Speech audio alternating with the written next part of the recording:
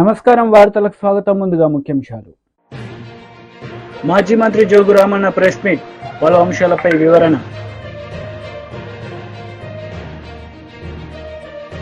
Minister Merugu Nagarjuna press meet, TDP నేతలపై fire.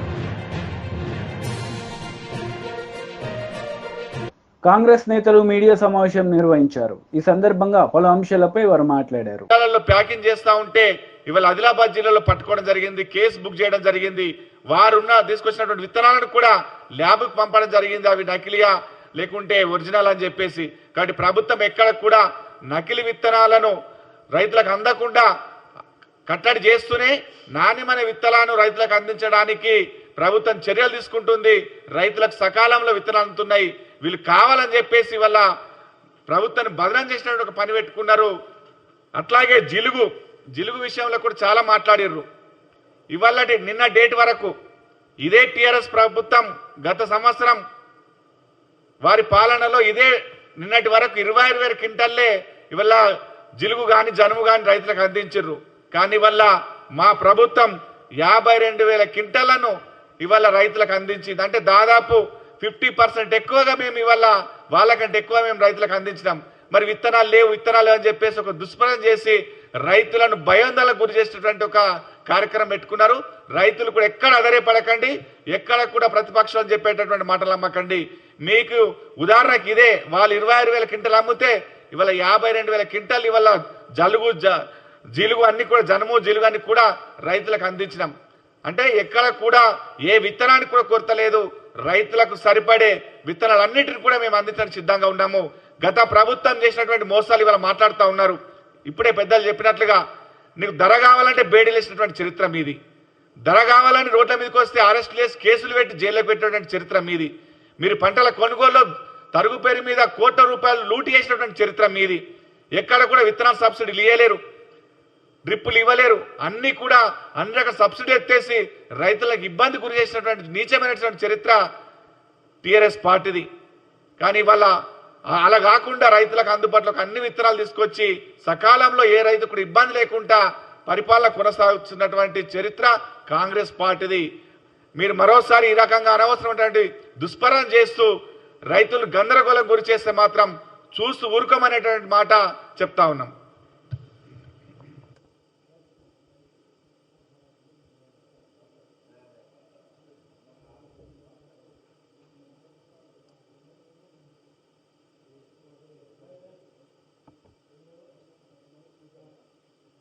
ప్యాకెట్లు వివిధ జిల్లాలకు అందుబాటులో ఉంచడం జరిగింది. వీటిని సక్రమంగా పంపిణీ జరగడానికి ఆయా జిల్లా కలెక్టర్లు,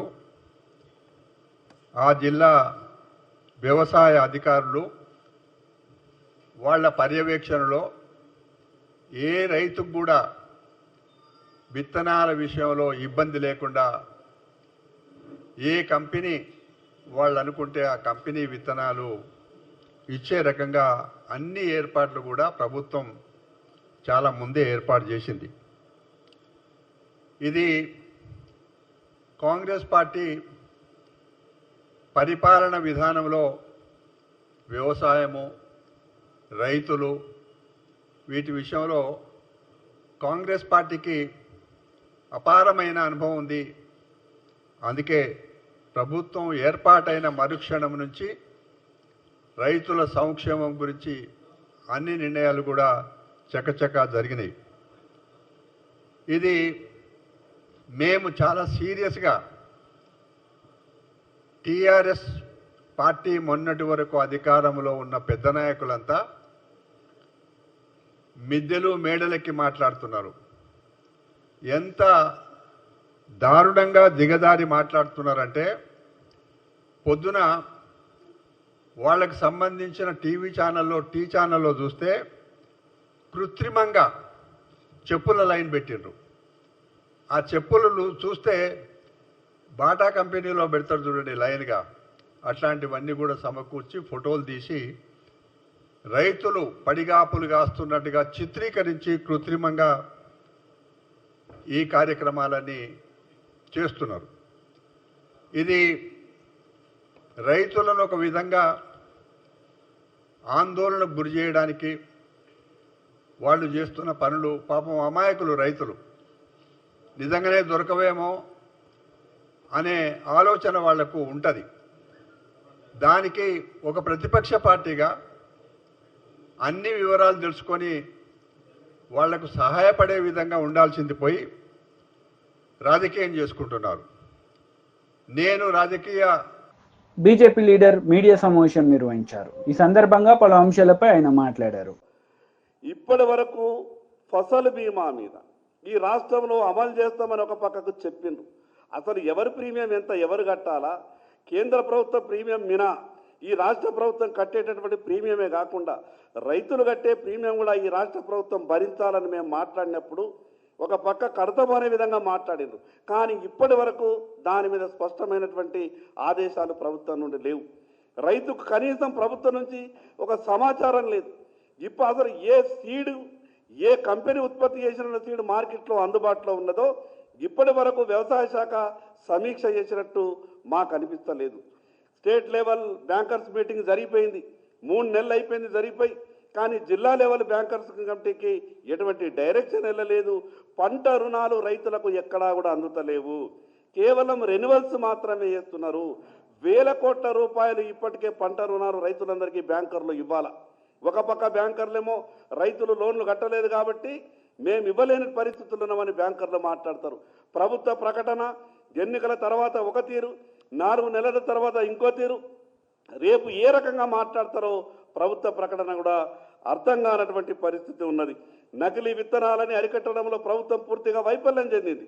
ఒక నేరస్తుడు నకిలీ విత్తనాలతో దొరికి మళ్ళీ 4 గంటల తర్వాత బయటకు వచ్చి నాకేం చేయగలుగుతుంది ఈ చట్టం, ఎప్పుడో 1960లో ఉన్నటువంటి ఆ చట్టాన్ని ఇప్పుడు అమలు చేస్తామంటే అది ఎక్కడా కూడా డూప్లికేట్ విత్తనాలని కంట్రోల్ చేసేటటువంటి పరిస్థితి లేదు.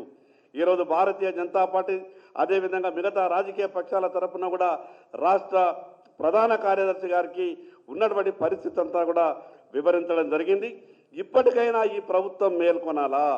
కేవలం రాజకీయాల మీదనే సోనియా గాంధీ గారి మీద చూపిస్తున్నటువంటి ప్రేమ, ప్రియాంక గాంధీ గారి మీద చూపిస్తున్నటువంటి ప్రేమ ఈ రాష్ట్ర ముఖ్యమంత్రి గారు రైతుల మీద చూపియారని అనుమానం వస్తూ ఉన్నది. మీరంతా ఢిల్లీ పోయి మీరు రావాలి అని ఇంత బతిమలాడి పిలిపించుకునే ప్రయత్నం చేస్తున్నారు కదా.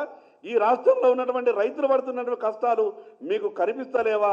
ఈ రాష్ట్రంలో ప్రభుత్వంలో ఉన్నటువంటి పెద్దలు ఒక్కసారి ఆత్మవిమర్శన చేసుకోవాలా. ఇప్పుడైనా ఈ ప్రభుత్వం మేల్కొనాలా? ఇంకొక 24 గంటలు ఈ ప్రభుత్వానికి సమయం ఇస్తున్నాం. జరిగినటువంటి తప్పుల్ని వెంటనే సరిదిద్దుకోండి. ఏ జిల్లాలో ఏ విత్తనాల డిమాండ్ ఉన్నదో వెంటనే ఆయా కంపెనీలకు మీరు డైరెక్షన్ ఇవ్వాలా. ఈరోజు కంపెనీలు కృత్రిమ కొరతను సృష్టిస్తూ ఉన్నాయి. ఎక్కడికి వెళ్ళినాయి మీ టాస్క్ ఫోర్సులు? ఏమైపోయినాయి వ్యవసాయ శాఖలు ఉన్నటువంటి విజిలెన్స్? వ్యవసాయ శాఖకు పని ఉంటుందే ఈ 15 నుంచి 20 రోజులు నెల. ఈ నెల రోజులు కూడా వ్యవసాయ శాఖ పని చేయకపోతే మళ్ళీ ఇంకెప్పుడు పని చేస్తుంది? అందుకే భారతీయ జనతా పార్టీ పక్షాన ఈ ప్రభుత్వాన్ని డిమాండ్ చేస్తున్నాం. ఈ ఏవైతే రుణమాఫీ విషయం మీద కానీ, అదేవిధంగా డూప్లికేట్ విత్తనాలు మార్కెట్లో నిరోధించడంలో కానీ, అదేవిధంగా మిగతా కావలసినటువంటి సీడ్ ఏదైతే విత్తనాలు రైతులకు అందుబాటులో తీసుకురావడంలో కానీ, ఈ 3 విషయాలపై ప్రభుత్వం వెంటనే చర్యలు తీసుకోవాలా. లేకుంటే ఈ 48 గంటల తర్వాత రైతులతో కలిసి ఉద్యమాలు చేయాల్సి వస్తుంది. దానికి ఈ రాష్ట్రంలో ఏది జరిగినా ఈ ప్రభుత్వమే బాధ్యత వహించాల్సి వస్తుందని ఈ సందర్భంగా తెలియజేస్తున్నాం. ఓకేనా అన్నా? ఇచ్చిన మీకు కూడా ఒక ఆఫీసర్ రిప్రజెంటేషనా? చీఫ్ సెక్రటరీ రేపు మీటింగ్ పెడతా అని చెప్పింది అందరితో. మీటింగ్ పెట్టుకొని ఏ కంపెనీ ఎంతెంత ఉన్నది సాధ్యమైనంత కాడికి ఆదిలాబాద్ జిల్లాకు 2,50,000 రాశి సీడ్ కావాలని చెప్పినాం. మ్యాక్సిమం 1,50,000 ప్యాకెట్ల వరకు ఇప్పించే ప్రయత్నం చేస్తారని మాట్లాడింది. రేపేదో మీటింగ్ కాన్ఫరెన్స్ చేస్తామని చెప్పి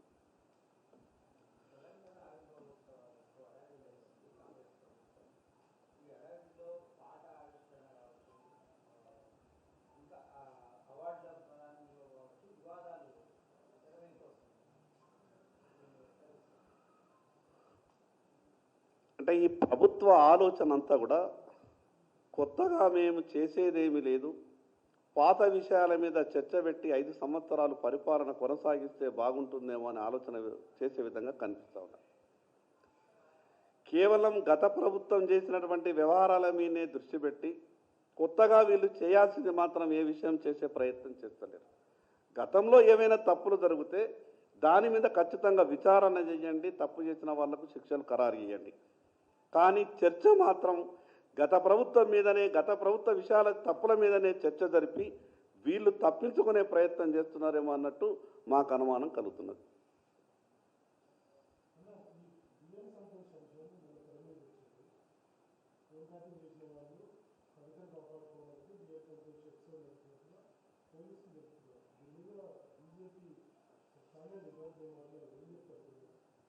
పెద్దలు మాట్లాడతారన్న ఆ విషయం మీద, జాతీయ స్థాయి అంశం కాబట్టి పెద్దలు మాట్లాడతారు.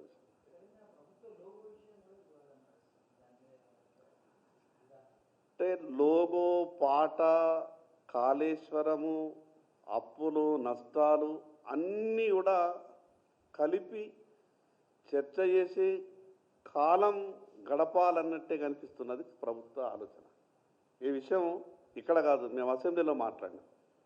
మీ ఆలోచన అంతా కూడా మీరు ఇచ్చేటటువంటి గ్యారంటీల మీద దృష్టి పెడతలేరు, మీరు ఇచ్చినటువంటి హామీల మీద దృష్టి పెడతలేరు, కేవలం గతంలో జరిగినటువంటి విషయాల మీద చర్చ జరుపుతున్నారు అని ఆ రోజు మేము అసెంబ్లీలో కూడా మాట్లాడినాం. ప్రభుత్వం వచ్చి 6 నెలలు గడిచింది, ఎక్కడా ఏమీ కాలేదు. ఏ విషయం మీదనైతే చర్చ జరిగే అవకాశం ఉంటుందో ఆ చర్చని మాత్రమే రోజు దినపత్రికలలో, టీవీ వార్తలలో ఇప్పించి పాలన ఆ రకంగానే కొనసాగుతున్నది. అసలు నిజంగా ఎంత బాధ అంటే ప్రభుత్వం ఏర్పడి 6 నెలల తర్వాత మొదటి వ్యవసాయ పనులు ఈ సీజన్ స్టార్ట్ అయింది. బీఆర్ఎస్ లీడర్ మీడియా సమావేశం నిర్వహించారు. ఈ సందర్భంగా పలు అంశాలపై ఆయన మాట్లాడారు. మరి అనేకమైనటువంటి కార్యక్రమాలు రైతుల కొరకు అండగా ఉన్నాం. అందుకొరకు ఇలా మేము ఒకటే వారిని అడుగుతూ ఉన్నాం, మీరు ఏ విధంగా రైతులు ఏ విత్తనాలు అడిగినా ఇవ్వటానికి సిద్ధంగా ఉన్నారా లేదా, ఇస్తారా లేదా, మీరు ఇవ్వకపోతే మీతో చేత కాదని చెప్పండి. మరి గతంలో ప్రభుత్వం మేము ఏమైనా ఇలా రైతులు గతంలో విత్తనాల కంటే ముందు సాగునీరు లేకపోయా, కరెంటు లేకపోయా, మరి ఇప్పుడు విత్తనాలు కూడా ఇస్తలేరు. మరి ఇలా ఇదేనా రైతులను మార్చేటటువంటి ప్రభుత్వం అని అడుగుతున్నాం. దేన్ని మారుస్తున్నారు మీరు? అందుకొరకే ఈరోజు ఒకటే మేము కాంగ్రెస్ ప్రభుత్వాన్ని మరి ప్రశ్నిస్తున్నాం. మీరు ఇప్పటికైనా మరి ఒకవైపు ముఖ్యమంత్రి గారు ఇలా తెలంగాణ ఇంత చిన్నాన్ని మారుస్తామని చెప్తే, మరి ఇలా మంత్రులు, ఉప ముఖ్యమంత్రులు వేరే రాష్ట్రాల్లో ప్రచారంకి వెళ్తూ ఉంటే ఇలా మద్యం మంత్రి మాట్లాడతాడు. మద్యం నాకు తెలియదు, అసలు అది కార్పొరేషన్ సంబంధించిన సమస్య. మా గతంలో వాళ్ళు మంత్రులు చేసిండ్రు, మేము కూడా మంత్రులు చేసినాం. ఏ డిపార్ట్మెంట్ కన్నా కార్పొరేషన్ ఎండి ఉన్నా, చైర్మన్ ఉన్నా మంత్రితో సంప్రదించిన తర్వాత చేస్తే తప్ప డైరెక్ట్ ఎక్కడ కూడా కార్పొరేషన్ ఎండికి ఇచ్చే లేదు. నేను జూపల్లి కృష్ణారావు గారు అబద్ధం మాట్లాడుతున్న కొత్త బీర్లు ఎక్కడ వస్తలేమని చెప్పి ఆ మంత్రికే పత్తలేదు. వ్యవసాయ శాఖ ముఖ్యమంత్రి గారేమో ఎక్కడ రైతులకు ఇబ్బంది లేదు, వ్యవసాయ శాఖ మంత్రి గారు ఇట్లా మాట్లాడతారు. మరి అక్కడ ఉన్నటువంటి పరిస్థితి వేరు. అంటే ఎట్లా ఉందంటే ఈరోజు ఈ మంత్రులకు, ఈ ముఖ్యమంత్రికి, ఈ ప్రభుత్వానికి, ప్రజల సమస్యల పట్ల ఒకరికొకరికి అవగాహన లేక ఈరోజు రైతాంగాన్ని నట్టట ముంచేస్తా ఉన్నారని చెప్పి మేము ఒకసారి ఈ పత్రికా ముఖంగా మరి తెలియజేస్తూ ఉన్నాం. అందుకొరకే రేవంత్ రెడ్డి గారు ఏదైతే మీరు మరి గతంలో కనీసం కేసీఆర్ గారు రైతుల కొరకు ఎంత శ్రద్ధ పెట్టిండ్రో మీరు కనీసం ఒక 10% కూడా రైతుల గురించి ఏం మాట్లాడతలేరు. రైతుల గురించి కనీసం కేసీఆర్ గారు చేసినటువంటి ఎంతైతే సమయం ఇచ్చిండో మీరు ఒక 10% సమయం ఇచ్చిన ఈ రైతులకు ఈ ఇక్కట్లు రావు, ఈ బాధలు రావు. ఇలా కరెంటు చూస్తూ ఉన్నాం. కనీసం ఇలా వర్షాకాలం సీజన్, పంటలు వేసుకునే సీజన్ మొదలైంది. ఇప్పటికీ వేరే వాటిపైన ఎన్నికల కమిషన్ అనుమతుల కొరకు, పర్మిషన్ల కొరకు రాస్తారు. ఇలా సమీక్షలు పెట్టుకుంటాం లేదు. వర్షాకాలంలో మరి ఇలా బ్యాంకు రుణాల విషయం కానీ, విత్తనాల విషయం కానీ, ఇప్పటిదాకా కూడా ముఖ్యమంత్రి గారు, వ్యవసాయ శాఖ మంత్రి గారు అధికారులతో ఇప్పటిదాకా సమీక్షలు జరగాలంటే వీళ్ళు రైతుల పట్ల ఎంత చిత్తశుద్ధితో ఉన్నారో ఇదే వాళ్ళ అసమర్థతకి ఇది నిదర్శనం అని చెప్పి కూడా నేను ఈ సందర్భంగా తెలియజేస్తూ ఉన్నాను.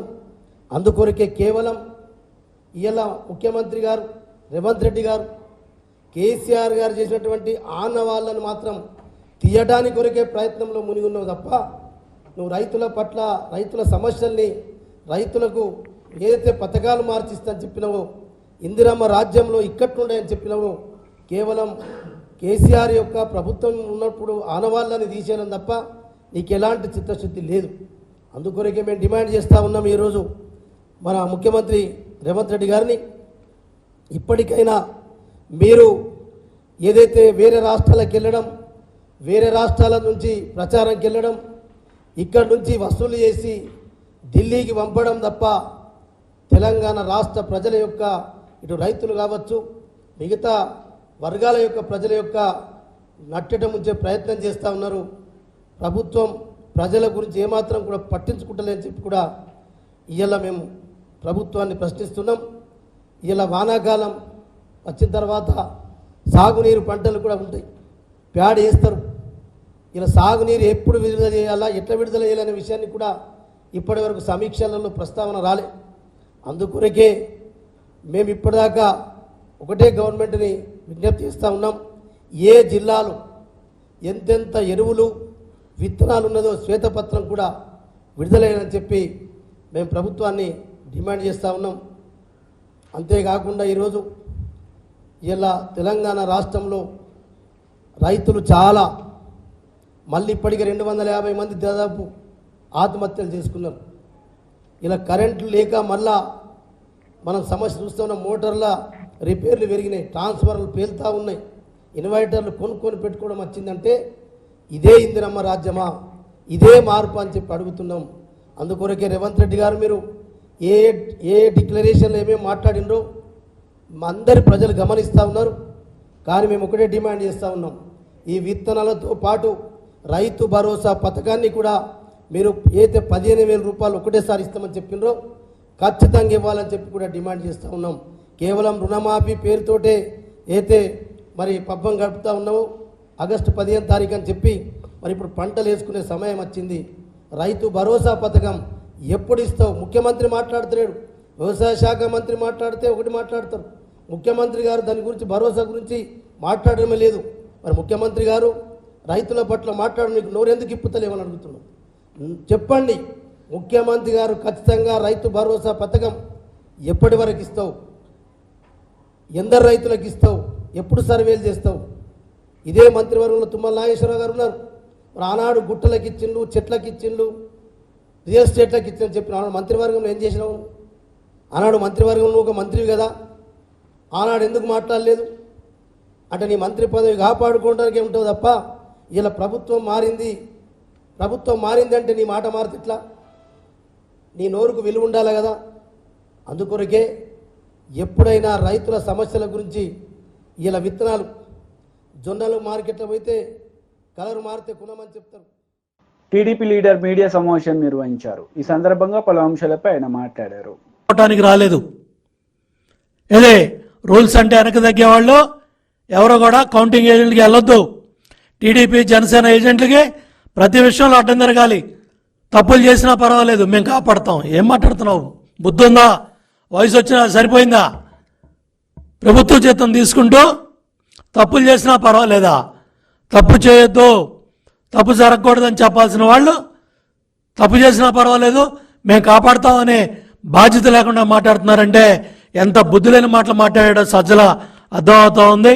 ఇవాళ శాంతి భద్రతల విఘాతానికి కానీ ఎన్నికల ప్రక్రియకి ఎటువంటి ఆటంకాలు కల్పించినా, బహిరంగ వ్యాఖ్యలు చేసినా ఇమ్మీడియట్గా చర్యలు తీసుకోవాల్సిన బాధ్యత ఎన్నికల సంఘం మీద కూడా ఉంది.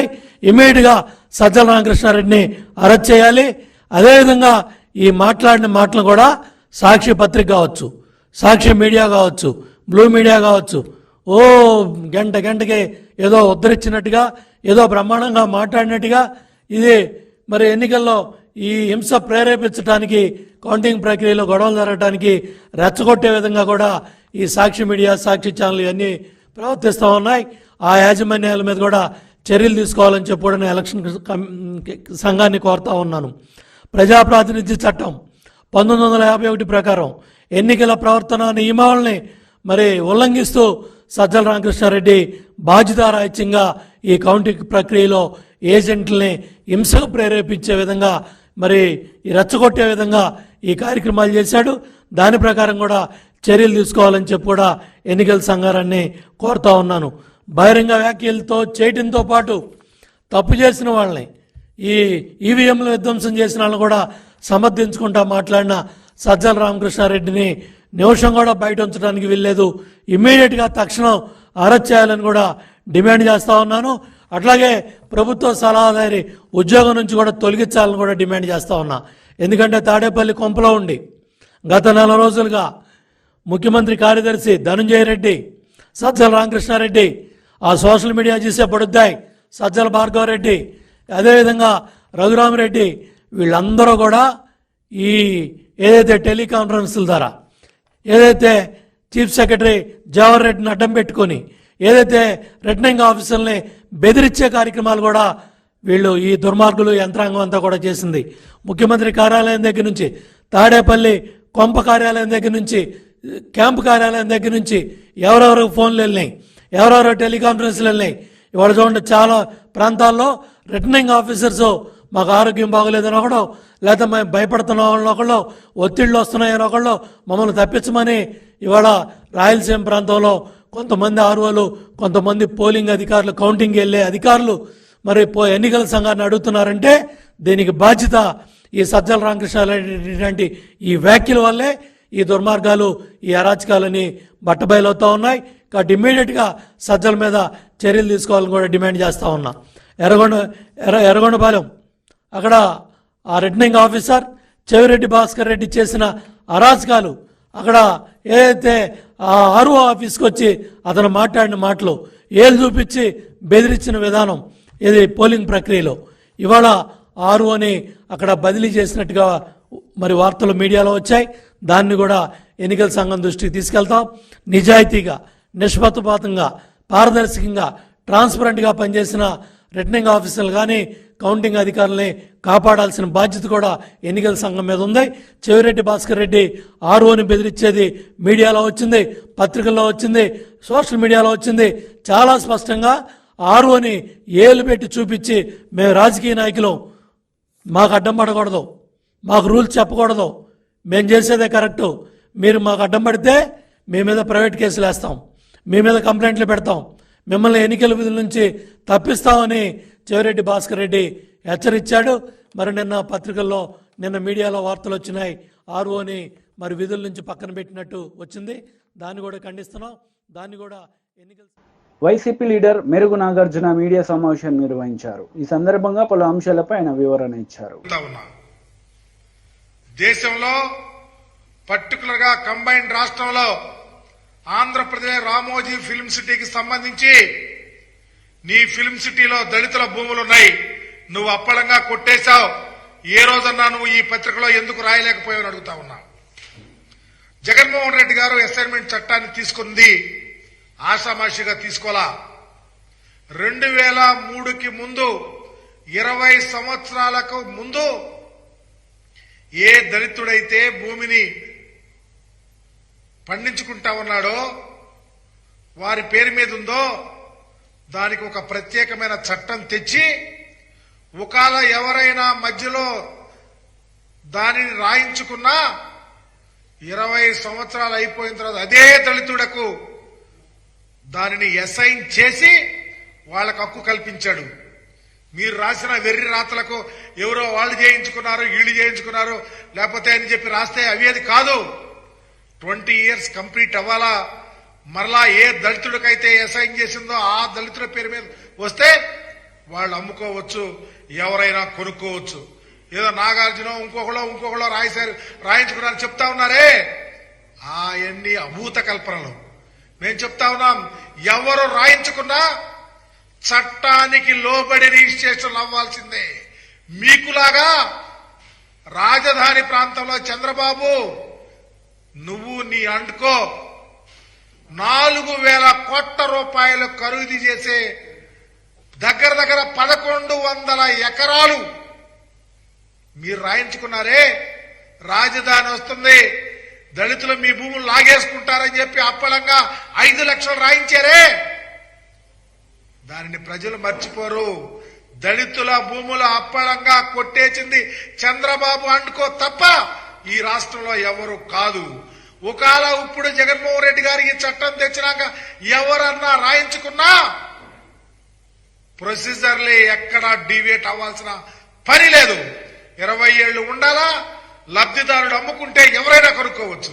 మీకులాగా తప్పుడు ఆలోచనలు, మీకులాగా దళితులను మోసం చేయటం, దళితుల మీద అవగాహనగా మాట్లాడటం, దళితుల్లో ఎవరైనా పుట్టాలనుకుంటారా అంటాం, దళితుల భూములు దండుకోవటం, భయపెట్టడం, బాపెట్టడం, మోసాలు చేయటం, కేసులు పెట్టడం, భయభ్రాంతులు చేయటం మీకు వెన్నతో పెట్టిన విద్య. మీ కళ్ళు ఏమైపోయినా అడుగుతా ఉన్నా. ఈ రాష్ట్రంలో దళితుల మీద దాడులు జరిగితే, అఘాయిత్యాలు జరిగితే, అమానుషాలు జరిగితే పేటెంట్ చంద్రబాబుకి, చంద్రబాబు తాబేదారులకి తప్ప ఎవ్వరికీ లేదు. ఒక్క జగన్మోహన్ రెడ్డి గారి కోసం ఏనాడైనా మీరు మాట్లాడే కనీస అర్హత లేదు. ఎందుకంటే దళితులు బాగుండాలన్నా, దళితులు ధైర్యంగా బ్రతకాలన్నా, గుండె మీద చేసుకుని ఉండాలన్నా, వాళ్ళతో నీకు ఇవ్వందేనని చెప్పేసి వాళ్ళు నా వాళ్ళని చెప్పి, నా ఎస్సీలు, నా ఎస్టీలు, నా బీసీలు, నా మైనారిటీలు అని చెప్పిన రాజకీయ ఉద్దండు ఈ దేశంలో జగన్మోహన్ రెడ్డి గారు. మీకులాగా దళితుల భూములు లాక్కుంటున్నారు ఎవ్వరు. నేను చెప్తా ఉన్నా, ఈ రాష్ట్రంలో దళితుల భూములు లాక్కుని తిని పందికొక్కులాగా బలిచింది తెలుగుదేశం పార్టీ తప్ప ఎవరు లేరు.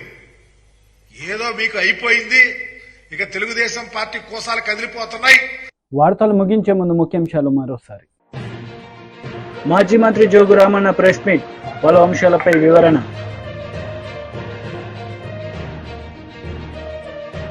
Minister Merugu Nagarjuna press meet, TDP నేతలపై ఫైర్. ఈ వార్తలు ఇంతటితో సమాప్తం. తిరిగి ప్రసారమయ్యే వార్తల్లో మళ్ళీ కలుద్దాం. అంతవరకు సెలవు. నమస్తే.